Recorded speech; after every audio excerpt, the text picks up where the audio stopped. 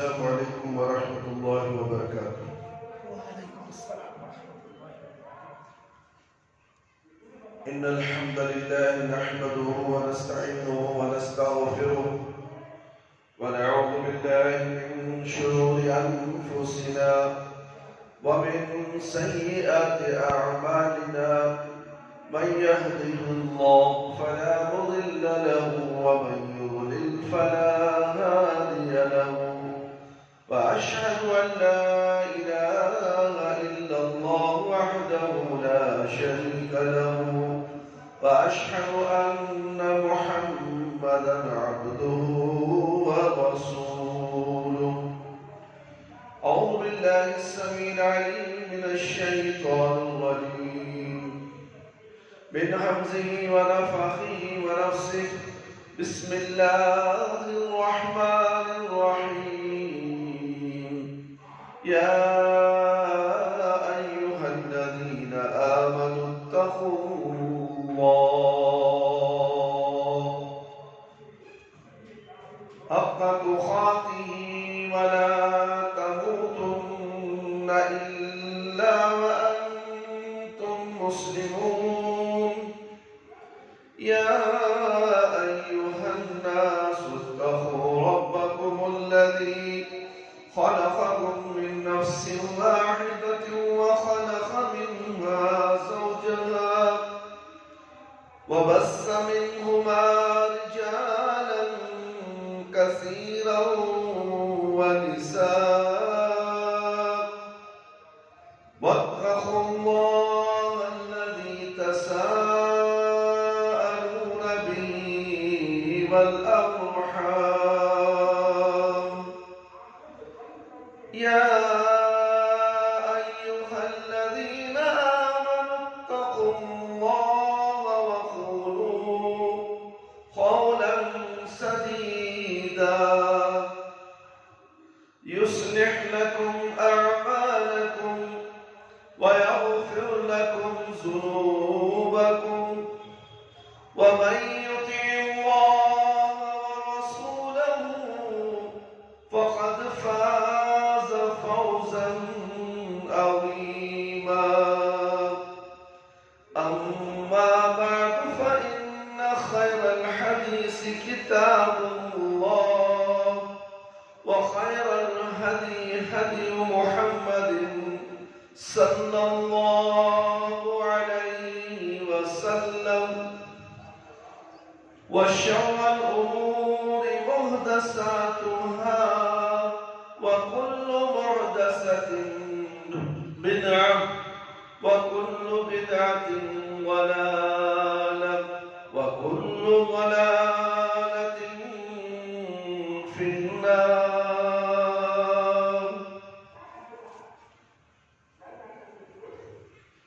محترم دوستوں، بزرگوں اور میری پیاری ماں اور بہنوں، آج جمعہ کا دن عید المومنین ہے، لوگوں کے اصلاح کا دن. آج ہمارے خطبہ جمعہ کا عنوان ہے اولاد کی تربیت اور ہمارے گھروں کا ماحول. میرے بھائی، میرے دوست اور خواتین اسلام، اولاد کی تربیت بہت اہمیت کی حامل ہے، بہت ضروری ہے. اولاد سب سے بہترین کمائی ہے، اس لیے ہمیں اولادوں کو نظر انداز نہیں کرنا چاہیے. اولاد کی تربیت کے لیے دل و جان سے محنت کرنی چاہیے. آئیے ہم قرآن و حدیث کی روشنی میں اولاد کی تربیت اور اپنے گھروں کا جائزہ لینے کی کوشش کریں گے کہ ہمارا ماحول اور گھریلو ماحول کیا حال بتاتا ہے کہ ہم تربیت کریں تو کیسے کریں. اللہ سبحانہ و تعالیٰ کا ارشاد ہے، یا بنی أقيم الصلاة وأمر بالمعروف وانهى عن المنكر واصبر على ما أصابك إن ذلك من عظم الأمور ولا تسعر خدك للناس ولا تمشي في الأرض مرحا إن الله لا يحب كل مختال فخور. سورہ لقمان آیت نمبر 17 اور 18. اے میرے بیٹے تم نماز قائم کرو. سب سے پہلے لقمان علیہ السلام بتا رہے ہیں اے میرے بیٹے نماز قائم کرو، بھلائی کا حکم دو، برے کاموں سے منع کرو، جو مصیبت تم پر آئے اس پر صبر کرو. بے شک یہ سب پختہ کاموں میں سے ہیں اور لوگوں کے سامنے اپنا منہ گھما کر نہ رکھو اور زمین پر اترا کر نہ چلو. اللہ تعالیٰ کسی تکبر کرنے والوں کو پسند نہیں کرتا. اللہ کے نبی صلی اللہ علیہ وسلم کا ارشاد گرامی ہے قال رسول اللہ صلی اللہ علیہ وسلم ما من مولد الا یولد علی الفطرۃ فابواه يحودانه أو ينصرانه أو يمجسانه كما تنتج البهيمة بهيمة جمع هل تحسون بها هل تحسون فيها من صحیح بخاری کی روایت ہے صفحہ نمبر 4775. ہر بچہ فطرت اسلام پر پیدا ہوتا ہے، بعد میں اس کے والدین اس کو یہودی یا نصرانی یا مجوسی بنا دیتے ہیں. جیسے جانور کا بچہ جب پیدا ہوتا ہے تو صحیح العذاب ہوتا ہے، اس کو تم کوئی ناک کٹا یا کان کٹا نہیں ملے گا. بعد میں لوگ اس کی ناک یا کان کاٹ دیتے ہیں.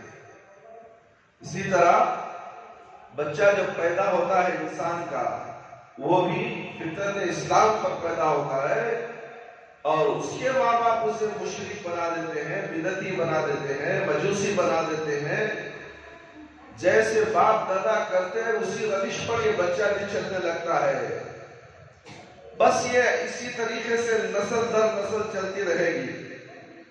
اللہ ماشاء اللہ اگر اللہ کسی کو ہدایت دے دے وہ صحیح راستے پر آ جائے، قرآن و سنت کا علم حاصل کر لے، ایک اللہ رب العالمین کی اطاعت و فرمانبرداری کر لے اور اللہ سے رجوع کر لے اور شرک اور بدعت سے توبہ کر کر خالص توحید الہی پر عمل کرنے لگ جائے تو انشاءاللہ اللہ ضرور اسے اہدنا الصراط المستقیم کے راستے پر چلائیں گے اور راستہ بھی بتائیں گے.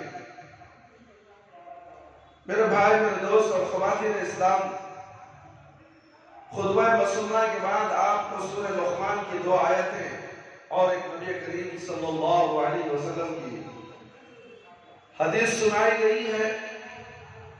آیت کریمہ اور حدیث نبوی دونوں میں اولاد کی تربیت کا پہلو سامنے آتا ہے.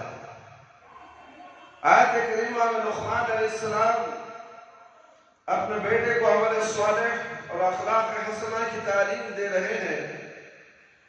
حدیث کے اندر فرمایا گیا کہ والدین کی غلط تربیت بچے کو دین فطرت سے ہٹا کر کافر، مشرک، یہودی اور نصرانی بنا دیتی ہے. اتنی ہی باتوں سے آپ اندازہ کر سکتے ہیں کہ بچے کے بننے اور بگڑنے والدین کا سب سے بڑا حصہ ہوتا ہے. لیکن یہ بتانے سے پہلے کہ بچوں کی تربیت میں کن پہلوؤں کو سامنے رکھا جائے، یہ بتانا مناسب سمجھتے ہیں کہ شریعت میں والدین کے لیے بچوں کی کیا حیثیت ہے۔ شریعت میں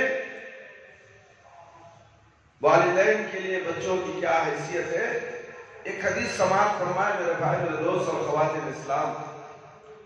عن عائشہ قالت قال رسول اللہ صلی اللہ علیہ وسلم ان اطیب ما کنتم من کسبکم وان اولادکم من کسبکم۔ جامع ترمذی احکام 1360/5۔ تمہاری سب سے پاکیزہ خوراک تمہاری اپنی کمائی ہے، تمہاری اولاد بھی تمہاری کمائی ہے، لہذا اولاد کا مال تم کھا سکتے ہو۔ مسند احمد کی روایت میں الفاظ اس طرح ہیں، ان النبی صلی اللہ علیہ وسلم انه قال ولد الرجل من کسبه من اطیب کسبه فکلوا من اموالهم ہنیئا۔ مسند احمد صفحہ نمبر 1360/9۔ آدمی کی اولاد اس کی بہترین کمائی ہے، لہذا خوشی سے اس کے مال میں سے کھا سکتے ہو۔ اس لیے کہ تقاضا بھی یہی ہے کہ بچپن سے لے کر بڑے ہونے تک اس کی تعلیم و تربیت کرنے میں خاصی محنت لگی ہے، خاصا پیسہ بھی لگا ہے، کہ کچھ جانتا نہیں تھا، بولتا نہیں تھا، اس وقت ہم نے اس پر خرچ کیا ہے، اور جب جاننے لگ گیا، شعور پر آ گیا اور اچھا خاصا کمانے بھی لگا ہے، جبکہ باپ کمزور ہے، یا کمزور ہے یا نہ ہے، مگر پھر بھی باپ کا حق ہے کہ بیٹے کے پیسے میں سے بیٹی کی کمائی اور باپ کی کمائی ہے، اس میں سے جو چاہے خرچ کرے۔ بیٹے کو حق نہیں ہے کہ پوچھنے کا حق نہیں ہے کہ تم نے یہ پیسہ کیوں لیا بنا۔ اتنی بڑی اہمیت ہے میرے بھائی میرے دوست، اسی لیے اولاد کی تربیت اچھی طرح کرو بچپن سے۔ اولاد کی تربیت اس وقت صحیح ہو سکتی ہے جب نکاح کا وقت آتا ہے، تب عورت کی تلاش میں تم نکلتے ہو، لڑکی دیندار ہو، اس لیے کہ بچے کا گہوارہ جو ہوتا ہے وہ ماں کی گود ہوتا ہے۔ اب لڑکی دیندار ہے، سمجھدار ہے، قرآن و سنت پر چلنے والی، قرآن کی تلاوت کرنے والی، اردو پڑھنے والی، اردو کی تعلیم حاصل کی ہوئی، دنیا کی تو ڈگریاں ہیں ہی، وہ سوال الگ بات ہے میرے بھائی میرے دوست۔ سب سے پہلے دینداری کیا ہے؟ کیا اسے قرآن پڑھنے آتا ہے؟ کیا یہ نماز کی پابند ہے؟ کیا یہ دیندار ہے؟ اردو کی تعلیم حاصل کر کے ہے؟ یہ جب شادی کریں گے اس سے، جب اولاد ہوگی، وہ تو سب سے پہلا درسگاہ ماں کی گود ہوتا ہے۔ جب یہ گود ہی صحیح نہیں رہی تو پھر بچہ کیسے پروان چڑھے گا؟ جب بچہ شادی کے بعد جب حمل ٹھہرتا ہے، اسی وقت سے تربیت شروع ہو جاتی ہے۔ بہت سی مائیں جب حمل ٹھہرتا ہے تو بہت سی مائیں نماز چھوڑ دیتی ہیں، غیر غلط کاموں میں لگ جاتی ہیں، ٹی وی دیکھتی ہیں، فضول کاموں میں مشغول ہوتی ہے، تو اس کا اپنے پیٹ کے اندر جو بچہ پل رہا ہے اس پر بھی اثر پڑتا ہے۔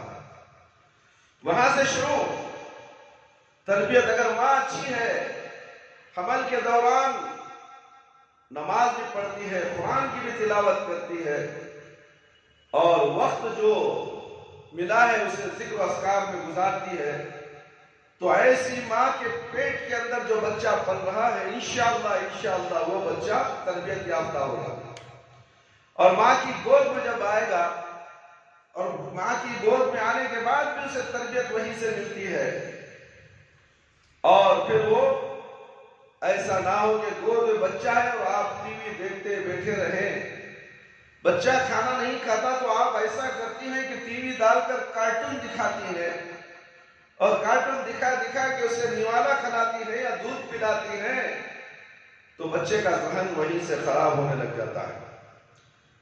تو اس لیے میرے بھائی، میرے دوست اور خواتین اسلام، تربیت اصل سے شروع ہوتی ہے لڑکی کے انتخاب سے۔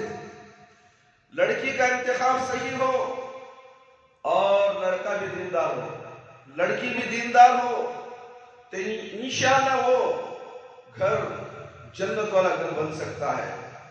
اس گھر کے اندر فرشتے آ سکتے ہیں، اس گھر کے اندر رحمتوں کی بارش ہوتی ہے۔ اگر نہیں ہے تو اس کا انجام بچوں پر پڑتا ہے۔ بچے برے، بد اخلاق، بد کردار، اس کے بعد زندگی بھر کا رونا۔ باپ اپنے بیٹے کا مال کھا سکتا ہے میرے بھائی، میرے دوست، یا نہیں، اور کھا سکتا ہے تو کن حالات میں کھا سکتا ہے، یہ ایک الگ موضوع ہے۔ ہم اس بحث میں نہیں جانا چاہتے۔ ہم آپ کو جو سمجھانا چاہتے ہیں اسے دھیان سے سنیں، غور سے سنیں۔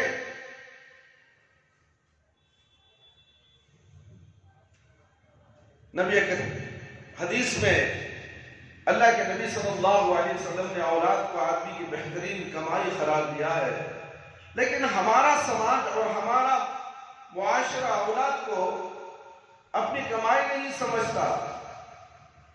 ہم اپنی تجارت، کاروبار، دکانداری، کارخانہ، فیکٹری اور مصنوعات کو اور ان سے حاصل ہونے والی آمدنی کو اپنی کمائی سمجھتے ہیں۔ ہمیشہ ہماری یہ کوشش ہوتی ہے کہ ہمارا مال خراب نہ ہو، فیکٹری فیل نہ ہو، یعنی ناکام نہ ہو۔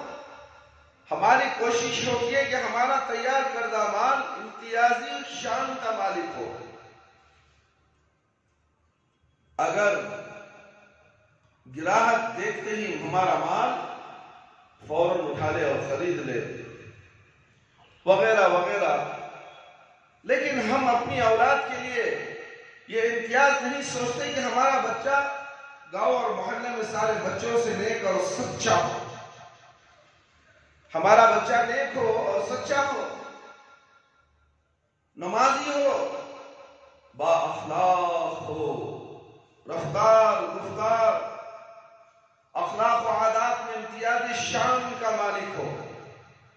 کتنے والدین تو ایسے ملے جو یہ خواہش رکھتے ہیں کہ میرا بیٹا مار جھگڑے میں سارے بچوں سے آگے ہو، گالی گلوچ میں ماہر ہو، محلے کے بچے اسے دیکھ کر ڈر جائیں، یعنی کہ یہ گبر سنگھ بن جائے، یعنی کہ گبر سنگھ، شیطان سنگھ۔ میرا بچہ بہادر، گالی دے کے آیا تو ماں اسے پھول کا ہار پہنا ہے، محلے میں جھگڑا کر کے آیا، ماں بھی خوش، باپ بھی خوش۔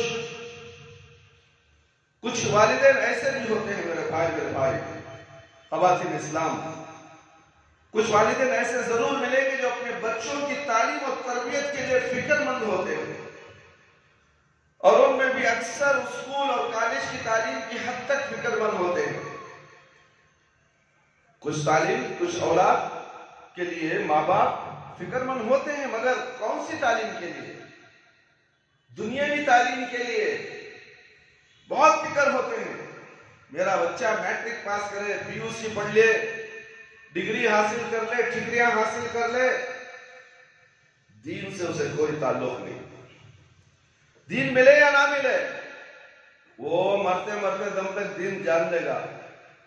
پہلے پیسے کمانے کی فیکٹری بنانا چاہیے، پیسے کمانے کی مشین بنا دے، دنیا کی تعلیم دلوا کر، بڑی بڑی ڈگریاں دلوا کر ماں باپ خوش ہو جاتے ہیں کہ میرا بچہ ڈاکٹر ہو گیا، انجینئر ہو گیا، فلانا ہو گیا، فلانا ہو گیا، مگر وہ ماں باپ بد نصیب ہے جو ایسا سوچتے ہیں۔ جب باپ کا انتقال ہوتا تو بیٹے کو کہا جاتا ہے کہ جنازے کی نماز پڑھا، تو کہتا ہے کہ مجھے نماز پڑھانا نہیں آتا۔ تو پھر اتنی محنت کرنے کا فائدہ کیا ہوا؟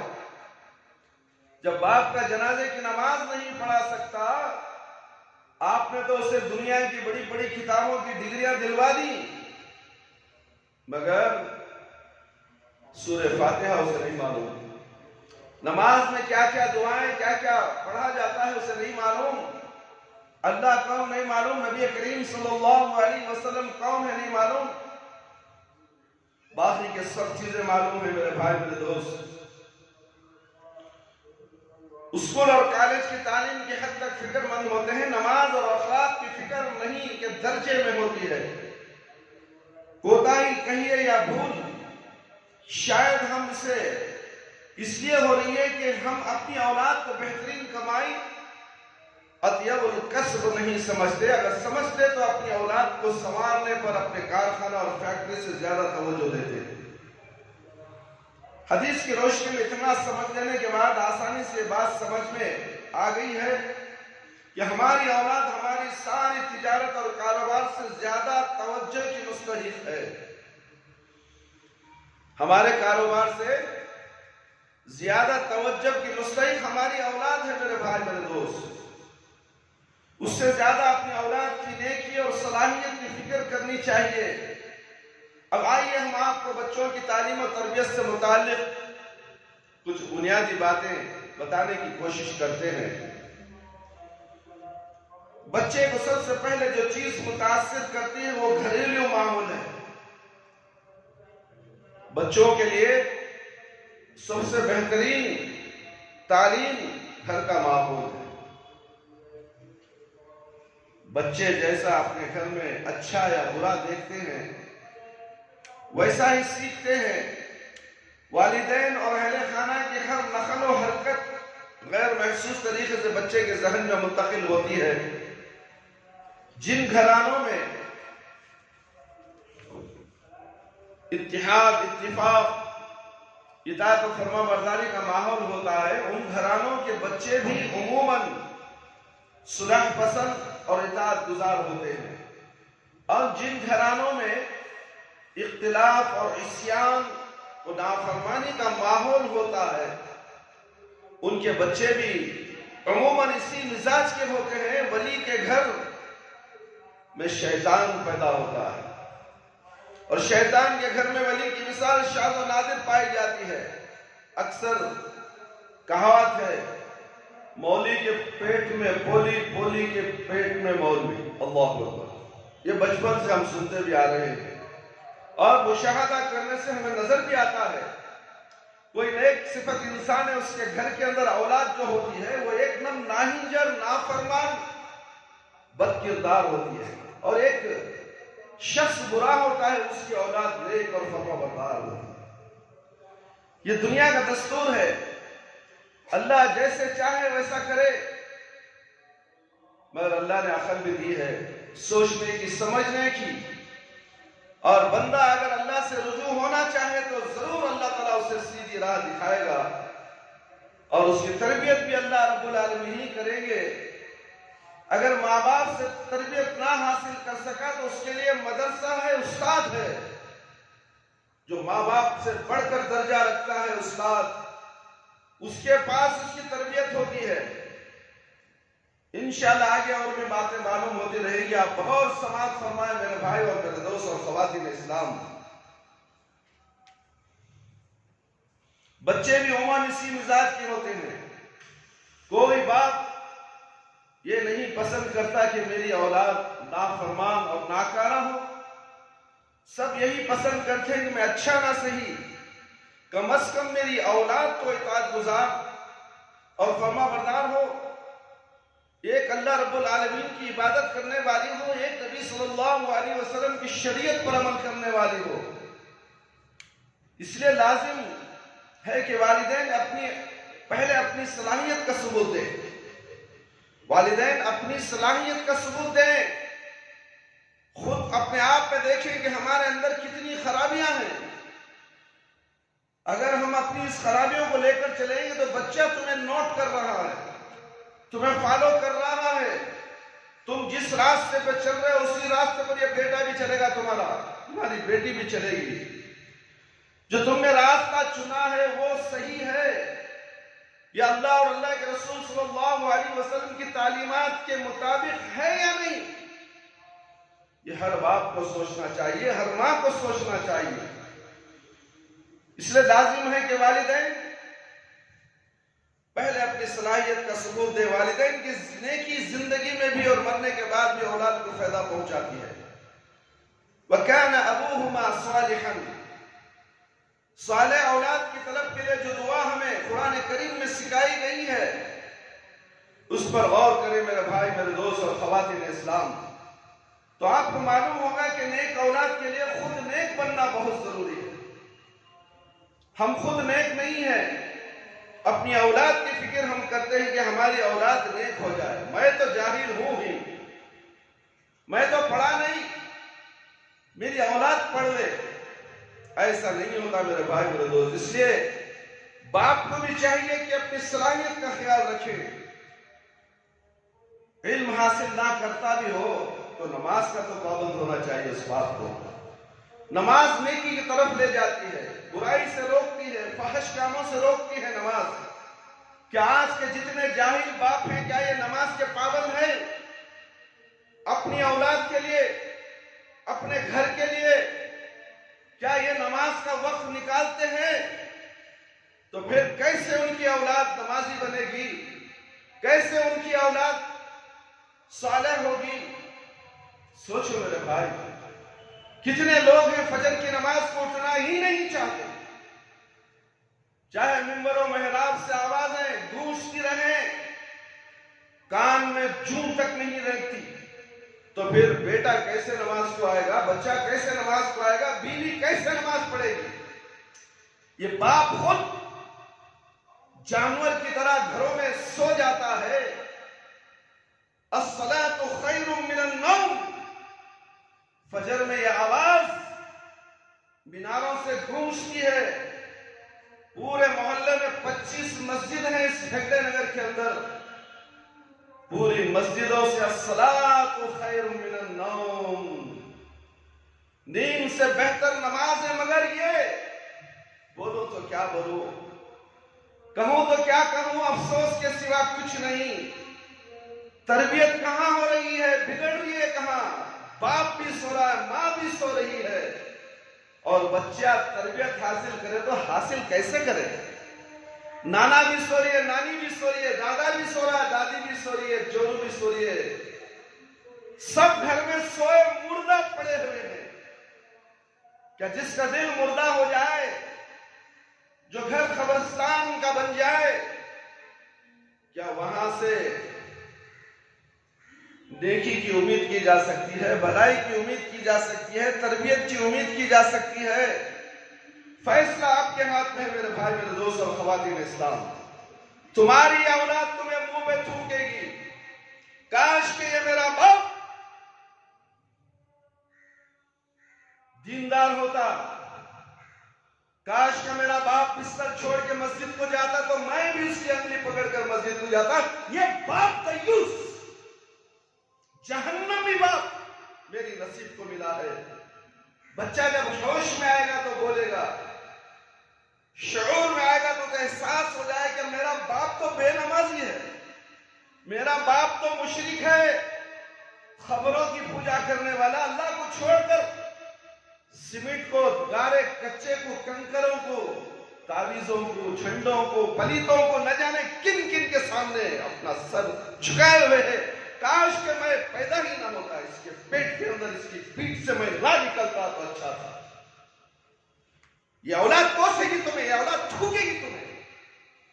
پیدا تمہیں اللہ کرتا ہے، تم غیر اللہ کی عبادت کرتے ہو. شرم آنی چاہیے تمہیں. پیدا اللہ نے کیا تمہیں عبادت کے لیے، 5 وقت نماز پڑھنے کے لیے، گھروں میں سونے کے لیے نہیں. سونے کے لیے، سونے کے لیے خبر ہے، خبر میں سونا ہے میرے بھائی. اگر تم یہاں کامیاب ہوئے تو وہاں سکون سے سو گے. اگر تم یہاں سوتے رہو وہاں آگ میں جلتے رہو گے. وہ آگ تمہارا ٹھکانہ ہے، وہ آگ تمہارا بستر ہے جو تمہیں جہنم میں ملے گا، قبر میں ملے گا. سوال و جواب کے بعد تمہارا ٹھکانہ آگ کا بستر ہوگا. تو کیا انجام ہوگا؟ کبھی تم نے غور کیا میرے بھائی، میرے دوست؟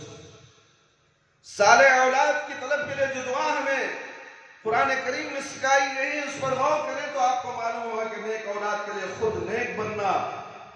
اللہ سبحانہ و تعالیٰ کا ارشاد ہے، رَبَّنَا هَبْ لَنَا مِنْ أَزْوَاجِنَا وَذُرِّيَّاتِنَا قُرَّةَ أَعْيُنٍ وَاجْعَلْنَا لِلْمُتَّقِينَ إِمَامًا۔ سورۃ الفرقان آیت نمبر 70 پر 4۔ اے ہمارے پروردگار، تو ہمیں ہماری بیوی اور اولاد سے آنکھوں کی ٹھنڈک عطا فرما۔ اولاد سے، بیوی سے ٹھنڈک عطا فرما۔ یہ دعا کس نے سکھائی؟ بابا نے، پیر نے، مرشد نے۔ ساری کائنات کا رب العالمین، ساری دنیا کو جاننے والا، سننے والا وہ رب العالمین۔ سورہ فرقان آیت نمبر 70 پر 4 میں اللہ رب العالمین بیان فرماتے ہیں، ہماری بیویوں اور اولاد سے آنکھوں کی ٹھنڈک عطا فرما اور ہمیں پرہیزگاروں کا امام بنا، پیشوا بنا۔ یہ کیا معمولی دعا ہے؟ کوئی ایسی دعا مانگنے والا نمازوں میں سلام پھرے اٹھ کر بھاگے؟ ہاتھ میں جو دجال ہاتھوں میں آ گیا ہے، جوبوں کے اندر دجال آ چکا ہے، سلام پھرے دجال کو دیکھو، انگلی کرو کان میں لگاؤ، مسجد سے بھاگتے رہو۔ یہ آج ہر مسلمان کا شیوا ہے۔ ذکر و اذکار کہاں سے کرے؟ اللہ رب العالمین سے دعا مانگے تو کہاں سے مانگے؟ دجال جو آ گیا، اور دجال تمہیں گھر سے بھگا لے، مسجد سے بھگا لے جاتا ہے باہر، چل باہر، تیرا فون آ گیا، امپورٹنٹ فون۔ میرے بھائی، میرے دوست، دیکھیے اللہ کے نیک بندوں سے دعا کرتے ہیں کہ اے پروردگار، ہماری بیوی اور بچوں کو اطاعت گزار اور فرما بردار بنا کر ان سے ہماری آنکھیں ٹھنڈی ہو، اور ہمیں ان متقیوں کا پیشوا اور امام بنا کے خیر کے امور میں وہ ہماری اقتدا کرے۔ ظاہر ہے ایک نیک اولاد کا پیشوا ہونے کے لیے خود نیک ہونا لازم ہے۔ باپ اگر نیک ہے تو بچے نیک ہوں گے، باپ کی اطاعت و فرما برداری کریں گے تو خود باپ امام بنے گا اپنے گھر کا، اپنے گھر والوں کا۔ باپ نماز نہیں پڑھتا پھر کیسا امام بنے گا؟ یہ دعا تو پڑھو تو صحیح، ربنا هب لنا من ازواجنا وذرياتنا قرة اعين واجعلنا للمتقين اماما۔ دعا میں کتنا بڑا دم ہے! بابا کے سامنے ہاتھ اٹھا کر کھڑے رہنا، یہ دم، یہ بزدلی ہے۔ اے جاہل انسانوں، توبہ کرو، اس دعا کو پڑھو، تمہاری بیوی تمہاری قدر کرے گی، تمہاری اولاد تمہاری قدر کرے گی۔ عزت دلانے والا، عزت دینے والا، عزت چھیننے والا سب کچھ رب العالمین ہے۔ اسے چھوڑ کر تم عزت کہاں کہاں لینا چاہتے ہو؟ بازاروں میں، گلیوں میں، مزاروں میں۔ افسوس، صد افسوس۔ میرے بھائی، میرے دوست، میں نے پہلے ہی کہا تھا کہ اولاد کی تربیت اس وقت شروع ہوتی ہے جب نکاح کے لیے لڑکی کی تلاش کی جاتی ہے۔ پہلا مرحلہ وہیں سے شروع ہوتا ہے، نیک لڑکی، نیک صالح لڑکی، دیندار لڑکی کا انتخاب کرو، پھر نکاح ہوگا، پھر حمل ٹھہرے گا۔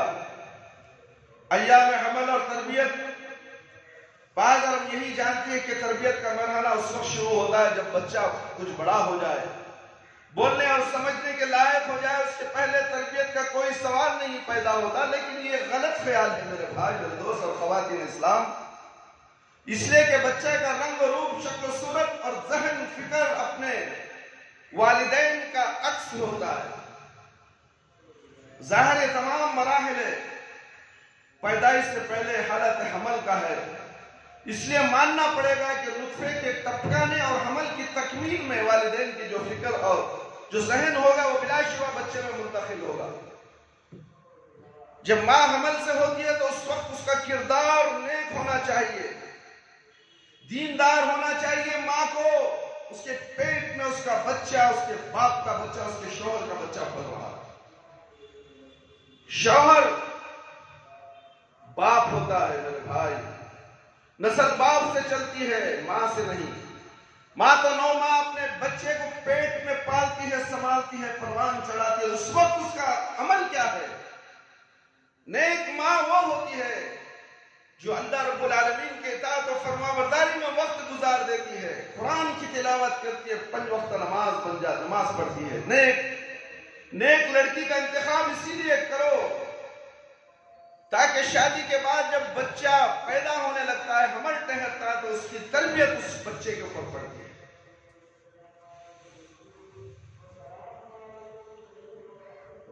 والدین کو جو فکر و ذہن ہوگا بلا شبہ بچے پہ منتقل ہو جائے گا، اس لیے کہ بچے کی پاکیزہ فکر کے لیے والدین کو پاکیزہ فکر ہونا لازم ہے۔ نکاح ایک مقدس رشتہ ہے، ہر نکاح سے نسل انسانی میں ایک خاندان کا اضافہ ہوتا ہے، وجود میں آنے والا خاندان کیسا، اس کی تمام ذمہ داری زوجین یعنی بیوی، میاں بیوی کی فکر اور حسن عمل پر موقوف ہے۔ اگر نکاح کو صرف لطف و لذت اور تسکین نفس کا ذریعہ سمجھ لیا گیا تو یہ انجام سے بے خبری کی دلیل ہے۔ پیدائش کے بعد میرے بھائی، میرے دوست، بچہ پیدا ہو گیا، کسی صاحب نے ہمیں فون کیا تھا، بچہ 12 سال کا ہو گیا ہے، مجھے عقیقہ کرنا ہے، کیا میں عقیقہ کروں؟ اللہ اکبر، 12 سال گزر گئے بچے کے، باپ کو اب عقیقہ کرنے کا سوچا ہے۔ بچہ پیدا ہو گیا، کان میں اذان دیے، دونوں کانوں میں، پھر اس کا اچھا سا نام رکھا جاتا ہے، پھر 7 دن کے اندر اس کا عقیقہ کیا جاتا ہے، بال منڈوا دیے جاتے ہیں۔ اب تم 7 دن گزر گئے، چاہے 1 دن بھی گزر جائے، 1 مہینہ گزر جائے، یا 10 سال گزر جائے، 25 سال گزر جائے، وہ عقیقہ نہیں ہوتا میرے بھائی، میرے دوست۔ اس وقت اگر تم بکرا کاٹتے ہو، ذبح کرتے ہو، تو وہ صدقہ ہے، اس اولاد کے نام کا صدقہ ہوتا ہے، حقیقہ نہیں ہوتا۔ حقیقہ کا تو وقت چلا گیا، اور انہوں نے کہا کہ حضرت اس وقت میں بہت پریشان تھا، مالی حالت سے بہت کمزور تھا، جس کی وجہ سے میں عقیقہ کر نہ سکا۔ ہاں بھائی، آپ کو معلوم ہونا چاہیے کہ اللہ رب العالمین کو معلوم ہے آپ اس وقت غریب تھے، مجبور تھے، کوئی گناہ نہیں۔ مجبوری میں کوئی سود لے کر عقیقہ کر دے گا؟ سوچو، اپنے کمائی میں، اپنے پیسوں میں، محنت کی کمائی میں اگر پیسہ ہے تو عقیقہ کر دے گا، اگر نہیں ہے تو کوئی مذائقہ نہیں، پریشان ہونے کی ضرورت نہیں ہے۔ ہاں، صدقہ کر سکتے ہو، کبھی بھی کر سکتے ہو، اس کے نام سے کرو تاکہ وہ آنے والی مصیبتوں سے اللہ اسے بچائے، آنے والی بیماریوں سے بچائے، مصیبتوں سے بچائے، جادو سے بچائے، نظر بد سے بچائے۔ صدقہ بہت اہم ہوتا ہے، تو وہ جو 12 سال کے بعد تمہیں یاد آیا ہے تو وہ صدقہ ہوگا، تم صدقہ کر سکتے ہیں۔ بڑی خوشی ہوئی حضرت آپ سے مشورہ لے کر، اللہ آپ کو جزائے خیر سے دے، تو انہوں نے دعا دی، پھر شاید وہ عمل کرے یا نہیں کرے، اللہ بہتر جانتا ہے۔ پیدائش کے بعد بچے کا نام رکھنے کا ایک مرحلہ آتا ہے، عام طور سے لوگوں کا ایک مزاج بن گیا ہے کہ میرے بچہ یا بچی کا ایسا نام ہو جو محلے پڑوس میں نہ پایا جاتا ہو، میرے رشتہ دار میں ایسا نام نہ ہو۔ تلاش کرتے ہیں کہ ہمارے رشتہ دار کے اندر کیا کیا نام آئی، اس سے ملتا جلتا نام نہ ہو، ایک الگ ہی نام ہو۔ اس انفرادیت کے زعم میں ایسا ویسا اوٹ پٹانگ نام رکھ دیا جاتا ہے جو محمل بے معنی اور لغو ہوتا ہے، جیسے منتشا، لزامہ، حنیج، لیل، نہار، صارخ علی وغیرہ۔ کچھ لوگ ایسا نام بھی رکھ دیتے ہیں جس سے شرک کی بو آتی ہے، جیسے نبی بخش، کیا بخش؟ نبی بخش، پیر بخش، عبد النبی، غلام حسین، اللہ اکبر، یہ تمام شرکیہ نام ہیں۔ کچھ لوگ دونوں کا اعتبار کرتے ہیں، جس دن پیدا ہوئے وہی نام بھی رکھ دیتے ہیں، جیسے عید ہو، بقرعید ہو، جمعن، جمعراتی، بدھو وغیرہ۔ کچھ لوگ ایسا نام رکھ دیتے ہیں جس سے اللہ کی برابری اور مساوات لازم آتی ہے، مثلا شاہ جہان، شاہ نواز، عالمگیر، جہانگیر، شاہ عالم وغیرہ۔ شخصیت سازی میں ناموں کا اثر ہوتا ہے، اس لیے محمد لغو نام نہیں رکھنا چاہیے، ایسا نام بھی نہیں رکھنا چاہیے جس سے اللہ کی برابری مساوات لازم آئے، یا جو عقیدہ توحید کے خلاف ہو۔ نام کو صرف تعارف اور شناخت کا ذریعہ نہ سمجھے، ناموں کا آدمی کے اخلاق و عادات پر اثر ہوتا ہے۔ اسی لیے نبی کریم صلی اللہ علیہ وسلم جب کوئی غلط نام سنتے تو اس کو بدل کر اچھا نام رکھ دیتے تھے۔ سعید بن مسیب کہتے ہیں کہ میرے والد نبی کریم صلی اللہ علیہ وسلم کے پاس آئے تو آپ نے پوچھا تمہارا کیا نام ہے؟ میرے والد نے کہا حزن، سخت۔ حزن کے معنی سخت۔ نبی کریم صلی اللہ علیہ وسلم نے میرے والد سے کہا کہ تمہارا نام سہل، نرم رہے گا۔ سہل کے معنی نرم۔ میرے والد نے کہا میرے باپ نے میرا جو نام رکھ دیا ہے میں اس کو نہیں بدلنا چاہتا۔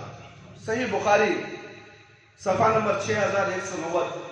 حزن عربی لفظ ہے، اس کا معنی سخت، خسادت اور سختی کے ہوتے ہیں۔ سعید بن مسیب کہتے ہیں میرے والد کے نام کا اثر خسادت اور سخت ولی، سخت دلی ہمارے خاندان میں اب تک باقی ہے۔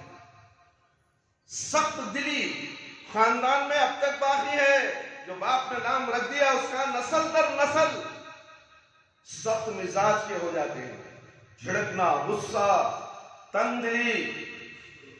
اللہ اکبر۔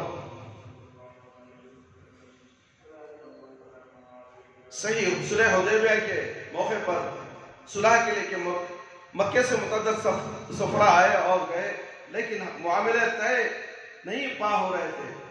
آخر میں سہل بن عمر مکہ والوں کی طرف سے آیا، نبی کریم صلی اللہ علیہ وسلم نے سہل کو دیکھتے ہی فرمایا قد سہل لکم من امرکم، یعنی اب تمہارا معاملہ آسان ہو گیا۔ واقعی معاملہ آسان ہو گیا، 4 شرطیں طے ہو گئی اور صلح ہو گئی۔ یہ نیک شگن آپ نے سہل کے نام سے لیا تھا۔ دونوں واقعے سے ثابت ہوتا ہے کہ اچھے یا برے نام سے آدمی کی شخصیت پر اثر پڑتا ہے۔ اللہ کے نبی صلی اللہ علیہ وسلم نے فرمایا کہ سب سے بہتر نام، سوچو میرے بھائی میرے دوست، سب سے بہترین نام اللہ کو پسند ہونے والے نام عبداللہ، عبد الرحمن ہے۔ یہ نام کوئی بھی رکھنا پسند نہیں کرتا۔ عبداللہ، ارے عجیب دکھ رہا ہے جی نام بہت۔ عبد الرحمن، ارے کیسا جی وہ نام عبد الرحمن پکڑنا سب۔ شاہ رخ خان بندانی، شاہ رخ، ساری دنیا میں مشہور نام، دھیڑ چمبار کا ناچنے والے گانے والے کا فحش نام۔ یہ شیطان نما نام کتنے گھرانوں میں ہم نے دیکھا کہ بچوں کے نام اس طرح سلمان۔ تصور یہی ہوتا ہے، اس ناچنے گانے والے کا تصور رکھ کر نام رکھتے تو ناچنے والا ہی ہوتا ہے۔ جب وہ پروان چڑھتا ہے تو وہی حرکتیں کرتا ہے، ڈانس کرنے کے، ٹک ٹاک کے اندر یہودیوں کے بال بنا کر، نصرانیوں کے بال بنا کر، عورتوں جیسے کپڑے پہن کر، داڑھی منڈوا کر، مونچھ منڈوا کر لڑکیوں کی طرح ناچنے لگ جاتا ہے۔ شاہ رخ خان، عامر خان، سلمان خان، یہ فلمی اداکاروں کے نام تمہیں پسند ہے، مگر اللہ نے جو نام رکھا ہے، پسند کیا اللہ کو جو پیارا نام ہے عبداللہ اور عبد الرحمن، تمہیں پسند نہیں، اللہ بھی تمہیں پسند نہیں کرے گا۔ میرے بھائی میرے دوست، آپ نے یہ بھی فرمایا کہ انبیاء کرام کے ناموں پر نام رکھو، اس لیے اپنے بچوں کا نام رکھنے میں آپ کے فرمان کا لحاظ رکھنا چاہیے۔ بچے کا اچھا نام رکھنا تربیت کا پہلا زینہ ہے، یعنی کہ پہلی سیڑھی ہے۔ انسانی طبقات میں بچوں کا طبقہ سب سے کمزور مانا جاتا ہے، اس لیے دنیا کے تمام انسانوں کا اس پر اتفاق ہے کہ بچے سب کے بچے ہیں۔ بچہ تو کسی ایک کا ہے، لیکن شفقت و محبت اور پیار کے اعتبار سے سب کے لیے قابل رحم ہے۔ رحمت عالم نبی اکرم صلی اللہ علیہ وسلم نے بچوں پر شفقت اور رحمت کے بے حد تاکید فرمائی ہے۔ ایک مرتبہ اقرا بن حابس رضی اللہ عنہ نے رسول اللہ صلی اللہ علیہ وسلم کو دیکھا، آپ حسن رضی اللہ عنہ کو بوسہ دے رہے ہیں، تو کہا میرے 10 لڑکے ہیں، میں نے کسی کا بوسہ نہیں لیا۔ نبی کریم صلی اللہ علیہ وسلم نے فرمایا من لا یرحم لا یرحم، یعنی جو شخص رحم نہیں کرتا اس پر رحم نہیں کیا جائے گا۔ اس لیے رحم والا دل پیدا کرو، بچوں پر شفقت سے پیش آؤ، پیار محبت سے پیش آؤ، رحم کرو بچوں کے ساتھ، ظلم و زیادتی نہیں، بچوں کو جھڑکنا نہیں، بچوں کو گالی گلوچ سے نوازنا نہیں ہے۔ اللہ اکبر، یعنی جو شخص رحم نہیں کرتا اس پر رحم نہیں کیا جائے گا۔ بچے جب چھوٹے ہوتے ہیں تو کھانا پینا، پیشاب پاخانہ، دیکھ ریکھ، یہ سارا کام ماں اور باپ ادا کرتے ہیں، لیکن آپ دیکھیں گے وہی بچہ جب ہوشیار ہو جاتا ہے اور ماں اسے کچھ کھلاتی پلاتی ہے تو بچہ بار بار اپنا ہاتھ بڑھاتا ہے اور جھپٹ کر خود اپنے ہاتھ سے کھانے کی کوشش کرتا ہے، حالانکہ ابھی وہ خود سے کھانے کے لائق نہیں ہے۔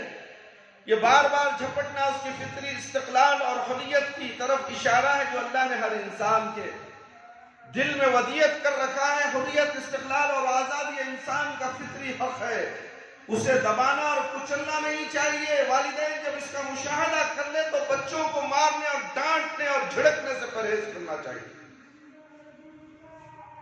اور تم مارو گے، جھڑکو گے، یہ باغی بن جائے گا، یہ باغی بن جائے گا، تمہارے لیے درد سر بن جائے گا۔ اس لیے میرے بھائی میرے دوست، بلکہ ان کی تعریف کیجئے، ان کی ہمت افزائی کیجئے بچوں کی، اور ان کی تربیت کا انداز بدل دینا چاہیے۔ کھیل کود ہو یا کھانا پینا، آپ آہستہ آہستہ بچے سے کرانا چاہیے تاکہ بچے کے اندر خود اعتمادی پیدا ہو۔ بزدل بچے نہیں، ڈرپوک بچے نہیں، بچوں کی ہمت افزائی کرو، وہ نڈر ہوں گے، ہمت والے ہوں گے، دنیا سے مقابلہ کرنے والے ہوں گے، اچھا یا برا سمجھنے والے ہوں گے۔ اگر ڈرپوک ہوں گے تو وہ ڈر کر سہم جائیں گے، دنیا میں کچھ کر نہیں پائیں گے۔ اللہ تعالیٰ نے ہر انسان کے اندر استقلال کی صلاحیت رکھی ہے۔ والدین کو چاہیے کہ بچپن ہی سے اس صلاحیت کو ابھارنے کی کوشش کرے۔ یہ خود اعتمادی اور استقلال مستقبل میں اہم امور کے انجام دہی میں ممد اور معاون ثابت ہوتی ہے۔ میرے بھائی میرے دوست اور خواتین اسلام، بچے بہرحال بچے ہیں۔ گھر کے اندر جو ماحول ہے ضروری نہیں ہے کہ باہر بھی وہی ماحول ہو۔ بچوں کا زیادہ وقت گھر کے باہر گزرتا ہے، باہر مختلف ماحول اور مختلف مزاج کے بچوں سے اس کا سابقہ پڑتا ہے۔ والدین نے گھر میں جو سکھایا اور بتایا ہے، باہر آنے کے بعد بچہ اسے بھول جاتا ہے۔ ماں باپ کی تربیت جو گھر میں ہوتی ہے، بچہ جب باہر آتا ہے، باہر کے اوباش دوستوں سے ملتا ہے تو گھر کی تربیت بھول جاتا ہے، اور بچوں میں گھل مل کر مختلف عادتیں سیکھ لیتا ہے، چونکہ اسے بھی خیر و شر کی تمیز نہیں ہے، اس لیے بری عادت بھی سیکھتا ہے۔ اس لیے بچہ اگر کوئی غلط کام کرے، گالی گلوچ کرے، مار پیٹ کرے، کسی کا مذاق اڑائے، اپنا یا کسی پڑوسی کا نقصان کرے، تو والدین کی ذمہ داری ہے کہ فوراً اپنے بچے کو خوبصورتی سے وارننگ دے، ڈرائیں۔ بعض بچے ضدی ہوتے ہیں، ایسی صورت میں سختی بھی اختیار کی جا سکتی ہے۔ اگر والدین نے بچوں کی غلطیوں پر احمال سے کام لیا تو آئندہ بچوں کی عادت بگڑ جائے گی اور کنٹرول سے باہر ہو جائے گی۔ اگر آپ اسی وقت غلطی کا احساس نہیں دلائیں گے بچے کو تو وہ بعد میں آپ کے لیے درد سر بن جائے گا اور آپ کے کنٹرول سے نکل جائے گا، آپ کے ہاتھ سے نکل جائے گا، آپ روتے رہ جائیں گے، کوستے رہ جائیں گے۔ ایک مرتبہ حسن رضی اللہ عنہ صدقے کی ایک کھجور منہ میں ڈال لی، نبی کریم صلی اللہ علیہ وسلم نے ان کے منہ میں انگلی ڈال کر کھجور نکال لی اور آپ نے فرمایا کیا تمہیں نہیں جانتے کہ صدقہ ہمارے لیے حلال نہیں ہے؟ حسن رضی اللہ عنہ بچے تھے، صدقے کی ایک کھجور کا مسئلہ تھا، کوئی بہت بڑی غلطی نہیں کی تھی، لیکن ان کے ساتھ یہ بے مروتی روا رکھی گئی کہ منہ کا نوالا چھین لیا گیا۔ اللہ اکبر، قربان جائیے اس تربیت پر۔ آج کوئی کر رہا ہے ایسی تربیت؟ آج اللہ اکبر اللہ اکبر، میں کیا بتاؤں۔ کھجور حلال چیز تھی، صدقے کی چیز تھی، ان کے لیے صدقہ جائز نہیں تھا، تو انہوں نے انگلی ڈال کر منہ سے اس صدقے کی کھجور کو نکال دیا۔ آج ہم حرام چیزیں اپنے منہ میں لے رہے ہیں۔ ہر جمعہ، ہر نماز کے بعد، ہر جمعہ میں اعلان کرتا ہوں کہ حرام چیزیں مت کھاؤ، مت پیو۔ آج ماں باپ بیڑی سگریٹ پیتے ہیں، پان پراگ کھاتے ہیں، گٹکا کھاتے ہیں، تمباکو کا پان کھاتے ہیں، بہت سے لوگ تو شراب بھی پیتے ہیں۔ یہ حرام ہے۔ حلال کو کنڈلی کے ذریعے سے انگلی ڈال کر نکال دیا گیا حلال چیز کو، اور آپ اپنے حرام چیز کو منہ میں لیتے ہیں۔ تمہیں کیا سزا دینی چاہیے میرے بھائی، میرے دوست؟ تمہیں کیسے سمجھایا جائے کہ یہ حرام ہے؟ صدقے کو انگلی ڈال کر نکال دیا گیا اور تم پان پراگ گٹکا کھاتے ہو، بیڑی سگریٹ پیتے ہو، تمہارا منہ گندا، تمہارا صحت برباد، تمہاری صحت برباد، اور یہ تم کام کرتے ہو اپنے گھروں کے اندر، اپنے بچوں کے سامنے، اپنے بیوی کے سامنے، اور بچوں سے پان پراگ منگواتے ہو، بچوں سے بیڑی سگریٹ منگاتے ہو۔ جا رہے بیٹے، جا کے فلیک سگریٹ لے گا، ول سگریٹ لے گا، اور ایک بار دو بار گیا بچہ، جاتا ہے آتا ہے تو اسے بھی خواہش ہوتی ہے کہ ابا ہمارے بڑا دھواں بہت زوردار چھوڑتے ہیں، میں بھی دھواں چھوڑوں گا۔ باپ کے جوب میں سے سگریٹ کی پیکٹ میں سے ایک سگریٹ چوری کر دیتا ہے اور کچن سے انگا ڈبا چوری کر کے کسی سہارے میں، کسی جھاڑ کے آسر میں جا کر بیڑی سگریٹ پی جاتا ہے، اور اسے وہیں سے جب سگریٹ پیتا ہے، دھواں لیتا ہے، تو اسے ٹھسکا بھی لگتا ہے۔ اس وقت ہوشیار ہونا چاہیے، یہ گندی چیز ہے، مگر شیطان کہتا ہے پہلی مرتبہ ایسا ہوتا ہے بیٹے، ابھی چل اور لگا دم، دمادم مست قلندر لگاتے جا۔ اس کے بعد اور یہ بیڑی سگریٹ کا عادی ہوگا، ذمہ دار کون؟ ذمہ دار کون؟ گھر کا باپ۔ کیا سمجھتے ہو؟ اپنی اولاد بگڑی روتے ہو، تم کو سے صحیح تھے، تمہاری تربیت نے تو یہ حال بنایا بچے کا۔ سوچو میرے بھائی، اگر ہم غلط بو گے تو غلط ہی پاؤ گے، بیج غلط ڈالو گے تو غلط ہی اگے گا۔ بچپن سے تربیت، ماں کی گود سے لے کر شعور کے بعد باپ کا ذمہ داری ہوتی ہے کہ بچے کے اخلاق کی طرف توجہ دے۔ بچہ نماز نہیں پڑھتا تو مارے اسے، ماں باپ مارنے ڈرتے ہیں، ان کو جہنم کی آگ کی مار پڑے گی۔ تو بچے کو نہیں مارا، تو حاکم تھا، بچے کا باپ تھا، وہ نماز نہیں پڑھتا تھا تو نے کیوں مارا؟ تو کیوں نہیں مارا اسے؟ اب جہنم کے سلاخوں کی مار تھا، آگ کی سلاخوں سے مارا جائے گا، اس باپ کو چھوڑا نہیں جائے گا۔ باپ بچ نہیں سکتا، اگر وہ بھی نمازی ہو گیا، اس کا بچہ بھی نمازی ہو گیا تو بچ جائے گا، اگر نہیں، باپ بھی بے نمازی، بچہ بھی بے نمازی، دونوں کو سزائیں ملے گی دنیا میں بھی اور آخرت میں بھی۔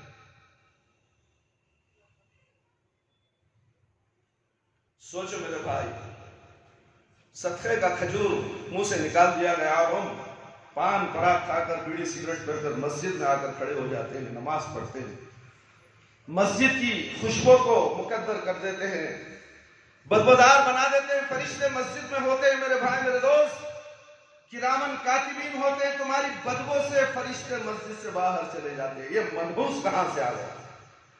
मुंह में बीड़ी सिगरेट की बात लेकर कहां से आ गया?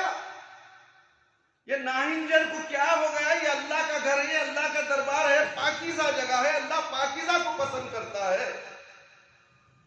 बदबूदार जगह तो शैतान की जगह है, बाजार है, और ये अल्लाह के घर में भी बदबूदार और बाहर भी बदबूदार। उसे एहसास ही नहीं है मेरे भाई मेरे दोस्त। ऐसा अगर नहीं किया जाता तो बच्चे से हलाल और हराम की तमीज उड़ जाती और आइंदा चलकर उससे बड़ी गलती हो सकती थी, इसलिए फौरन सख्ती से तंबीह की गई। अगर बच्चा कोई सिगरेट बीड़ी सिगरेट पीने लग गया तो फौरन गिरफ्त पकड़ो। कितने बच्चों को हमने पकड़ा है। और इस मस्जिद के अंदर मदरसा कायम है, मदरसे तक़वा तालीमुल क़ुरान। ऐसे बिगड़े हुए बच्चों को हमने पकड़कर इस मस्जिद में रखा है। यहाँ कुरान और हदीस की तालीम दी जाती है, उर्दू की तालीम दी जाती है। वो नाहिंजर बाप है जो बच्चे को खुला छोड़ दे।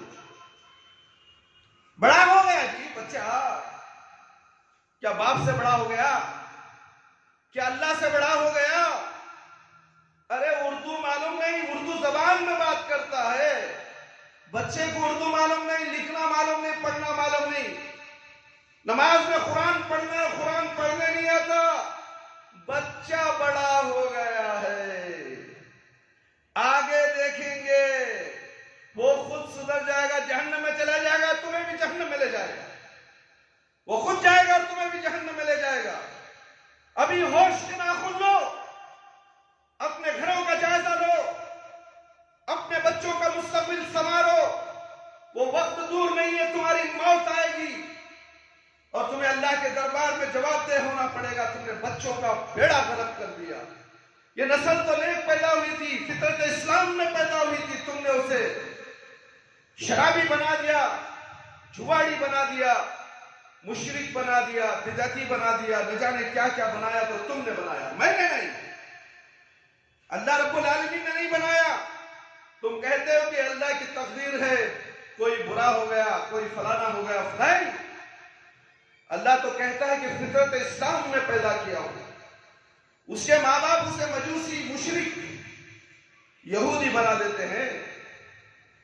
उठाओ कुरान और हदीस, कुरान को पढ़ो तो सही मेरे भाई। बच्चों का हौसला बढ़ाना, उनकी कुव्वत इरादी को मजबूत करना तरबियत का खास अंसर है। बच्चे हर वक्त कुछ ना कुछ बनाते बिगाड़ते रहते हैं। जब तक जगते रहें कि सुकून से नहीं बैठ सकते। साल 2 साल के बच्चे नफा और नुकसान नहीं जान पाते, इसलिए कभी कभी बल्कि अक्सर ऐसी हरकतें कर जाते हैं जिससे नुकसान होता है। ऐसे वक्त में वालिदैन को गुस्सा आता है, उसको डांटते हैं, ज्यादा नुकसान हो जाने पर मारते भी हैं। बात बात पर बच्चों को झड़कना, उनकी तहकीर करना, मारना पीटना उनकी नशोनुमा को मुतासिर करता है। इससे उनका हौसला पस्त हो जाता है, उनकी खुद एतमादी को ठेस पहुंचती है। वाकई अगर बच्चा नुकसान पहुंचाता है तो तोड़ फोड़ करता है। तो वालिदैन को, घर की औरतों को यह एहतमाम करना चाहिए कि ऐसी चीजें बच्चों की दस्तक से दूर रखें। बच्चे ना पाएंगे, ना नुकसान पहुंचाएंगे। अगर अल्लाह ना करे नुकसान कर दे तो उन्हें प्यार और मोहब्बत से समझाएं। एक बार में ना समझे तो बार बार समझाएं।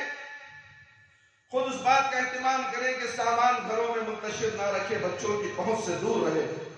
उमूमन देखा जाता है कि जो बच्चे ज्यादा शरारत करते हैं, वही जो बच्चे शरारत करते हैं वो बड़े होने पर ज्यादा होशियार और फुर्तीले भी होते हैं। इसलिए अक्सर अगर शरारत करें तो मोहब्बत से मना किया जाए, अच्छा करें तो शाबाशी दी जाए और उनका हौसला बढ़ाया जाए। मसलन बच्चे माँ को नमाज में रुकू सजदा करते देखते हैं, उसकी नकल उतारते हैं। अजान सुनते हैं तो कान में उंगली डालकर जो जबान पर आ सकता है वो बोलते हैं। है घरों में ऐसा? आज नहीं है। क्यों नहीं है?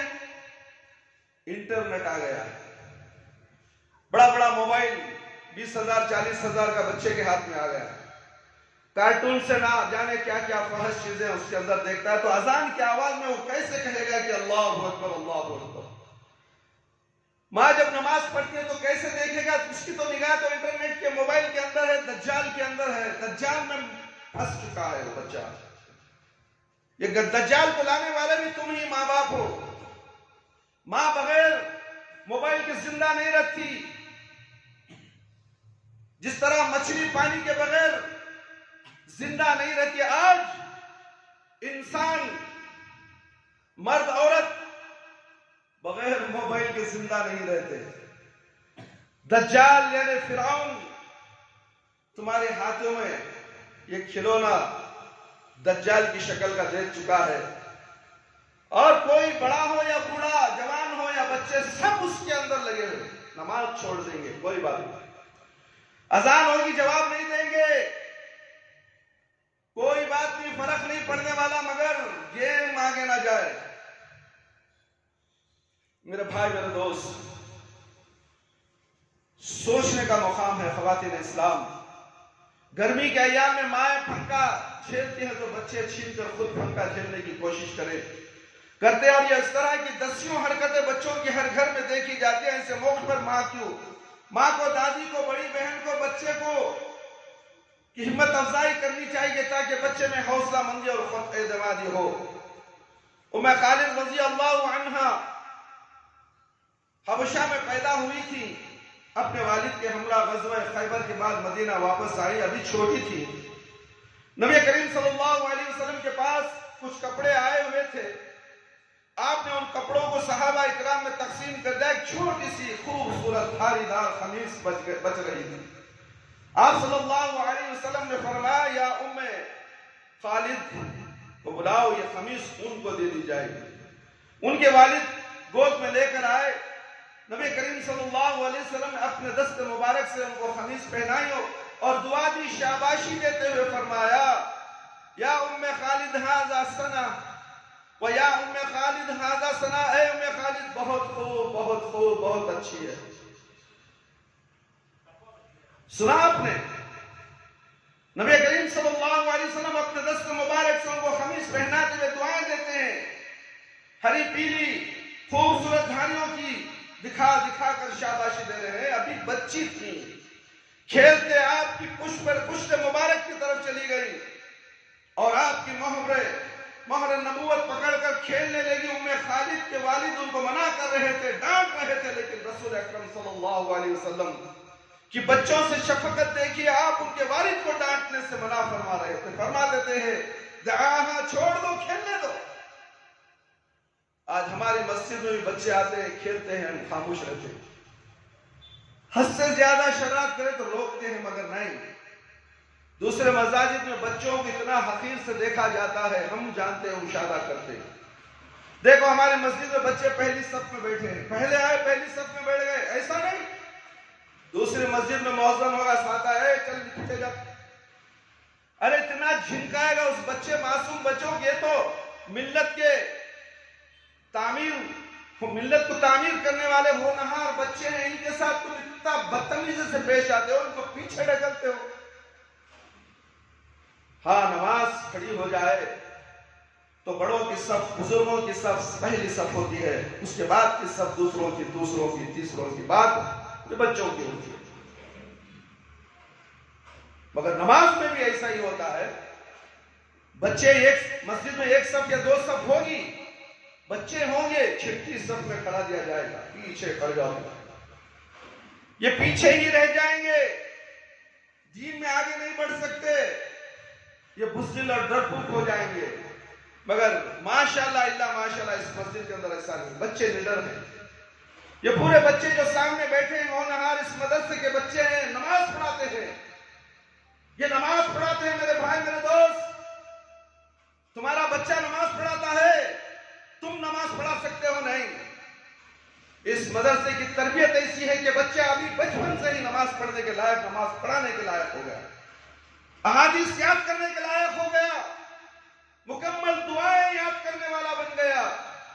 ایسے مدرسوں میں داخلہ ممنوع۔ کیا واسطے ممنوع؟ وہ اہل حدیث کی مسجد، وہاں گیا تو جہنم کو چلے جاتا ہے، انہیں بچہ بگڑ جاتا ہے۔ اللہ اکبر۔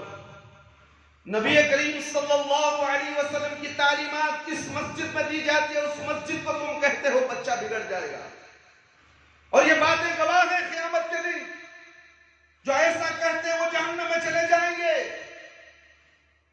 الا ماشاء اللہ۔ اس مسجد کے اندر تربیت ایسی دی جاتی ہے کہ بچہ خود لکھنے والا پڑھنے والا بن جاتا ہے، خود ماں کی زبان مادری زبان اردو ہے مگر یہ اردو پڑھنا لکھنا نہیں جانتا۔ اس مدرسے میں اردو کی تعلیم کی اہمیت ہے، قرآن کی اہمیت ہے، قرآن صحیح پڑھنے والا۔ کتنے بچے باہر سے ہمارے پاس آئے، ہم نے امتحان لیا، 5 بار قرآن کا دورہ ہو چکا، جب امتحان لے لیا تو اسے یسر القرآن ہم نے ہاتھ میں تھما دیا۔ میرے بچے تم نے 5 مرتبہ قرآن دورہ لیا، کچھ فائدہ نہیں، تم گناہ بٹور رہے ہو، تم قرآن پڑھ رہے ہو مگر گناہ لکھا جا رہا ہے۔ جو پڑھایا تمہیں، جو پڑھائی تمہیں، وہ بھی گناہ میں ملوث اور تم بھی گناہ میں ملوث۔ اب ہم پڑھائیں گے تو شروع سے ابتدائی تعلیم سے پڑھائیں گے قرآن، کیا مرضی ہے تمہاری پڑھنے کی؟ بچہ کہتا ہے ہاں حضرت آپ نے امتحان لیا، ہمیں پتا چل گیا کہ ہم غلط ہیں، ہم غلط پڑھ رہے ہیں، تو بچہ خود سرنڈر ہو رہا ہے کہ ہمیں شروع سے پڑھاؤ۔ ایسی اولاد بہت کم ہوتی ہے جو شروع سے پڑھنا چاہتی ہے، کچھ اولاد ایسی ہوتی ہے جو ہٹ دھرمی میں مبتلا ہوتی ہے۔ ماں باپ کہتے ہیں کہ یہ تو 5 دورے کر ڈالے، وہ حضرت بول رہی نہیں کہ شروع سے پڑھا دیا، کیا 5 سال اس کے بیکار جانا؟ ارے 5 سال نہیں 20 سال بیکار جانے دو، کوئی بات نہیں، جنت کو تو جانے والا بن جائے گا۔ تم 5 سال برباد کرو گے جہنم میں جائے گا، اور جہنم کے لیے گناہ کو اپنے اعمال نامہ میں لکھاتا جائے گا، لکھاتا جائے گا، لکھاتا جائے گا، کیونکہ باپ کو پڑھنا نہیں آتا۔ بچے نے 2 الفاظ گھر میں پڑھ لے تو باپ خوش ہوتا ہے کہ بچہ میرا قرآن پڑھ رہا ہے، کیسا پڑھ رہا ہے؟ قرآن کا حق اسی طرح سے ادا کر رہا ہے جس طرح سے ادا کرنے کا حکم دیا گیا۔ میرے بھائی میرے دوست سوچو تو صحیح، سنا آپ نے ام خالد کے والد کو منع کر رہے ہیں ڈانٹنے کے لیے۔ ام خیز بنت محسن اپنے چھوٹے بچے کو جو ابھی کھانا نہیں کھاتا تھا لے کر رسول اللہ صلی اللہ علیہ وسلم کے پاس آئی۔ آپ نے بچے کو اپنی گود میں بٹھا لیا اور بچے نے آپ کے اوپر پیشاب کر دیا۔ آپ صلی اللہ علیہ وسلم نے پانی منگا کر اس پر چھڑک دیا، دھلا دیا، دھلا نہیں صرف چھڑک دیا بس۔ یہ صحیح بخاری کی روایت ہے، کتاب الوضو باب الصبیان۔ کتنے ایسے لوگ ہیں جو اپنے بچے کو گود نہیں لیتے کہ پیشاب کر دے گا۔ اللہ اکبر، اللہ اکبر۔ بچوں سے محبت نہیں، بچوں سے پیار نہیں، ایسے لوگوں کو اولاد سے بھی نوازتا نہیں اللہ تعالیٰ، اولاد سے بھی محروم کر دیتا ہے۔ دوسروں کے بچوں سے محبت نہیں کرنے والا اللہ اسے اولاد نہیں دیتا، اگر دے گا تو بھی ناہنجر، نافرمان۔ اللہ اکبر۔ کتنے ایسے لوگ ہیں، یہاں نبی کریم صلی اللہ علیہ وسلم کو بچوں سے اتنی محبت ہے کہ دوسرے کے بچے کو اپنی گود میں بٹھائے ہوئے ہیں، بچے نے پیشاب کر دیا لیکن آپ کو کچھ برا نہیں لگا۔ آج بچے شرارت کرتے ہیں، نقصان کرتے ہیں، گندگی پھیلاتے ہیں تو ہمیں برا لگتا ہے، ہم کو جھڑکتے ہیں، مارتے ہیں، تحقیر کرتے ہیں، لیکن یہی ہمارے بچے مستقبل کے معمار ہیں، اس لیے ان کو ان کی ہمت افزائی، ان کی خوشنودی کرنی چاہیے، ان کی غلطیوں کو نظر انداز کرنا چاہیے۔ ایک مرتبہ عید کا موقع تھا، خوشی میں 2 بچیاں گیت گا رہی تھیں، نبی کریم صلی اللہ علیہ وسلم وہاں موجود تھے، آپ نے منع نہیں کیا، اتنے میں ابو بکر رضی اللہ عنہ آ گئے، انہوں نے گاتے ہوئے سنا تو ڈانٹا۔ اس کے بعد رسول اللہ صلی اللہ علیہ وسلم متوجہ ہوئے اور فرمایا ابو بکر رضی اللہ عنہ چھوڑ دو، گانے دو، ہر قوم کے لوگ عید کی خوشی مناتے ہیں، یہ ہماری عید ہے، شرک الفاظ نہیں گا رہی ہیں، اللہ کی حمد و ثنا بیان کر رہی ہیں، پڑھنے دو ان کو۔ اللہ اکبر۔ آج کیا ہو رہا ہے؟ شرکیہ نعتیں، شرکیہ قوالیاں، ڈھول تھاپ کے نام سے اللہ کا نام اور نبی کا نام لیا جاتا ہے. خوش ہو جاتے ہیں ڈھول مارنے والے ڈھول کیا. یہ کیسے لوگ ہیں جو اللہ اور اللہ کے رسول کی حمد و ثنا بیان کرے, اللہ کی حمد بیان کرے, نبی کی تعریف بیان کرے, نبی کے واقعات بیان کرے, اس نعت کے اندر, حمد کے اندر, تو کوئی مذائقہ نہیں. ڈھول نہ ہو, باجے نہ ہو, میوزک نہ ہو. خوشیوں کے ٹائم پر آپ پڑھیں, شادی کے ٹائم پر پڑھیں, نظم پڑھیں, اس کا اہتمام کریں, اس لیے کہ اللہ کے نبی صلی اللہ علیہ وسلم نے اس کی اجازت دی ہے.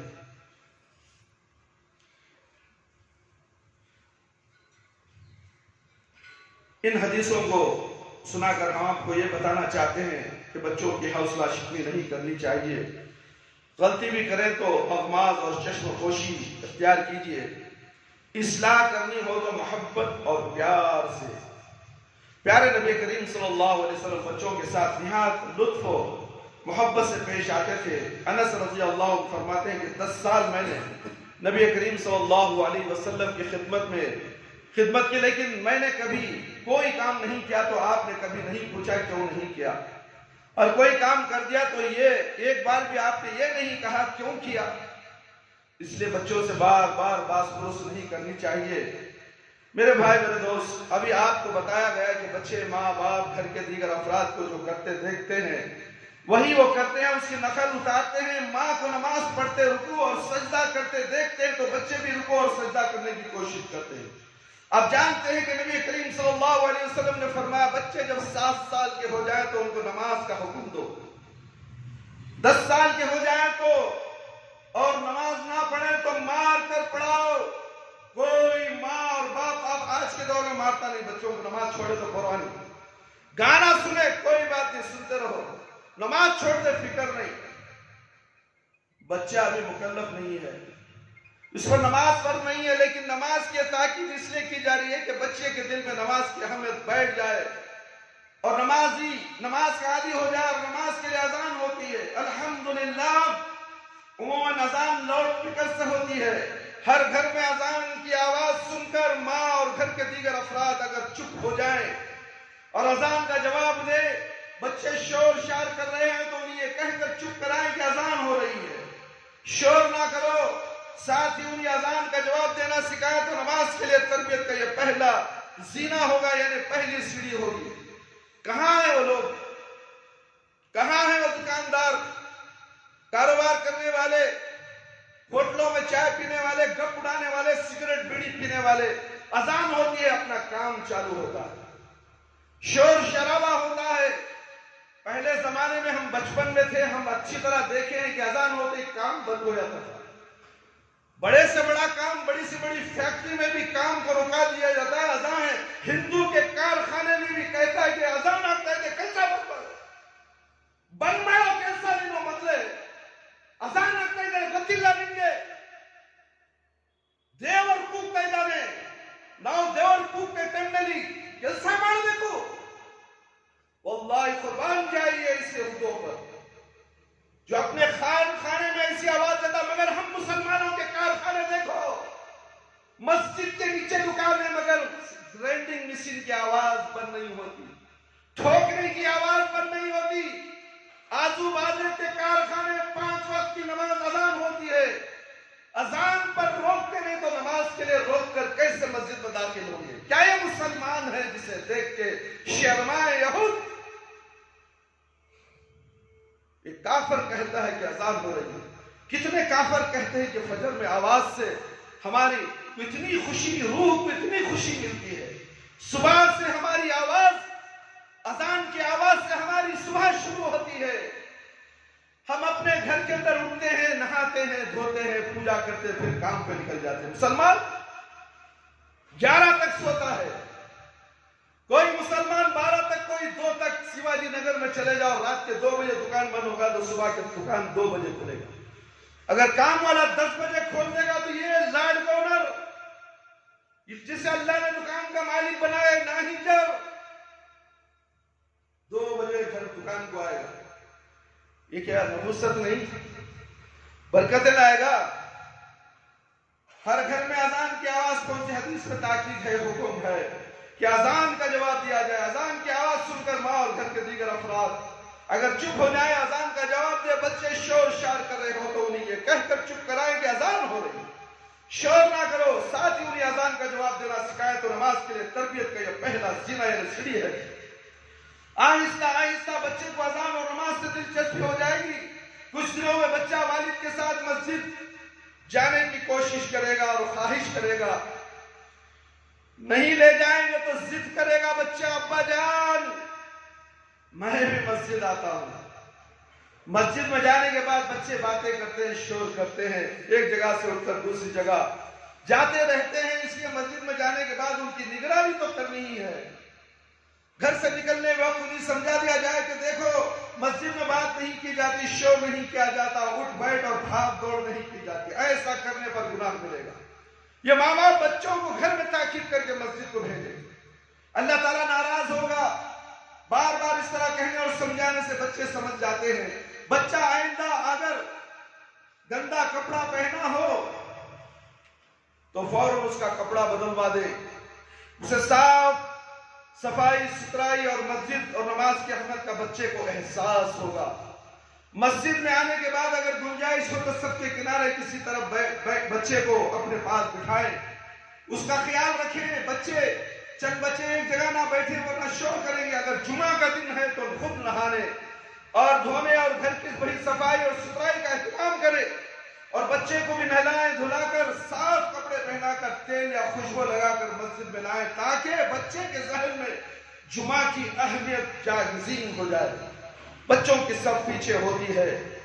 میں نے کہا اس سے پہلے کہ بچوں کی صف پیچھے, نماز جب کھڑی ہو جاتی ہے تو بچوں کی صف کے پیچھے ہوتی ہے. چاہے 3 صف ہو تو چوتھی صف بچوں کے پیچھے.